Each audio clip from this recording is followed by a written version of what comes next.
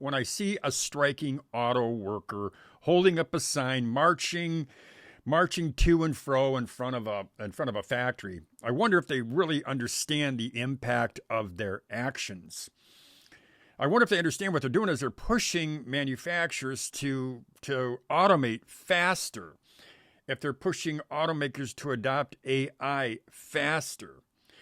I wonder if they're understanding that they're pushing automakers to replace them faster. Now, I'm not saying they shouldn't be picketing. I'm not saying they shouldn't be asking for more money. I'm not saying they shouldn't be asking for bigger benefits, for more benefits. But I am saying this. Auto workers, they should be in a classroom, not on a picket line.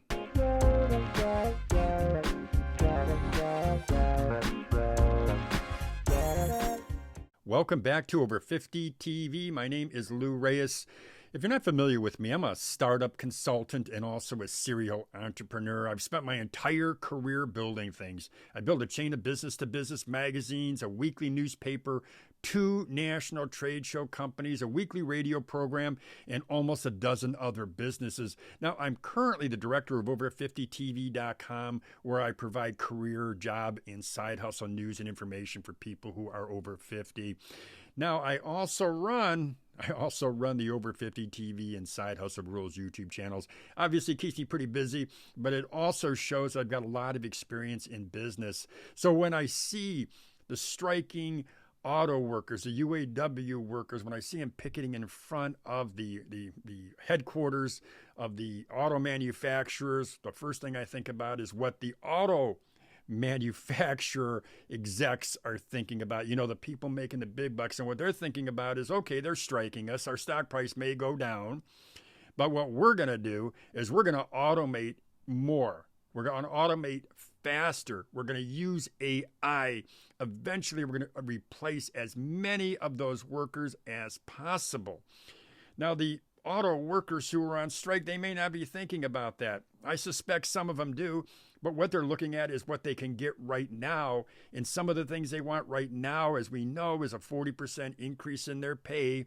They want a 32-hour work week. They want more benefits. They want to change the tier system that they have that's been in place for a few years now. I have empathy. I have empathy for all of their desires. But again, I stress to you, the automakers are thinking, how can we replace these people as fast as possible? So what I like to see the auto workers doing is thinking about being in a classroom learning skills, not necessarily on a picket line. The classroom that they should be in should be a classroom where they're going to learn new skills. In other words, skill enhancement. What we know is this: the automotive industry is rapidly changing. It's evolving. There's advancements in automation, electric vehicles. We see what's going on with Elon Musk. We also see a lot of things happening with digital technologies like AI. Workers in a classroom can benefit from this continuous education and the training. They're going to keep their skills up to date, and they're going to stay competitive. They're going to learn new skills. Also, career advancement. You know, education can provide auto workers with opportunities for career advancement in the industry and in other industries as well. They're not locked into the automotive industry. You know, learning new skills and gaining that additional qualifications, it can lead to higher pay. It can lead to being in more demand. It can certainly lead to job security. Also, I think something very, very important is diversification. You know, encouraging workers to attend classes or training programs can provide them with diversity in their skill sets. It's going to make them more adaptable to the changes in the auto industry and in other industries, as I mentioned. This can also reduce the risk of job displacement due to these new robots or AI or any technological advancements.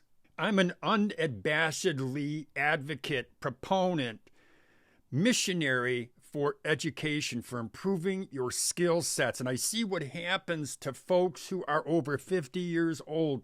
I see what happens when they are considered obsolete. They're considered dispensable. I see what happens when they lose their job, they lose their income. And I see what happens to them and their families. So I am an unabashed advocate for education, for achieving through newly acquired skills. Now, this is not to say that I don't understand it. I don't have empathy for the workers on the picket line. I understand the benefits of collective bargaining. I understand workers' rights. I understand the solidarity. And I also understand the immediate impact, the hopeful immediate impact and relatively immediate impact that these workers will receive when they are paid this increase. It won't be 40%. They're not going to get a 32-hour work week. I don't see those things happening.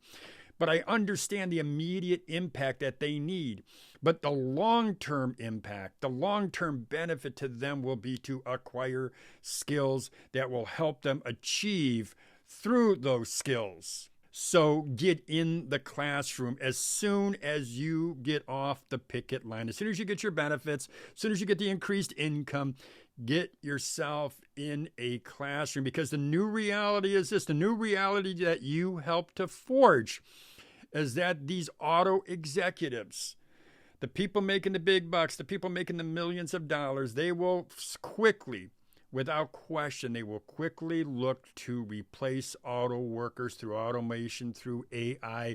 And what we know is this: every robot, every new robot that is embedded on a factory floor will replace, according to an MIT study, will replace 3.3 workers. And if you don't think that auto manufacturers will start quickly, as fast as possible, start putting in more robots, regardless of whatever the kind of agreement that the UAW, that Sean Fine or Fenn, whatever his name is, no matter what he's able to negotiate, they will find a way to get more robots on that factory floor. So get yourself in a classroom as soon as you get off that picket line. Well, there you go, my friends. I just gave you my reason why auto workers should get off the picket line and get into a classroom.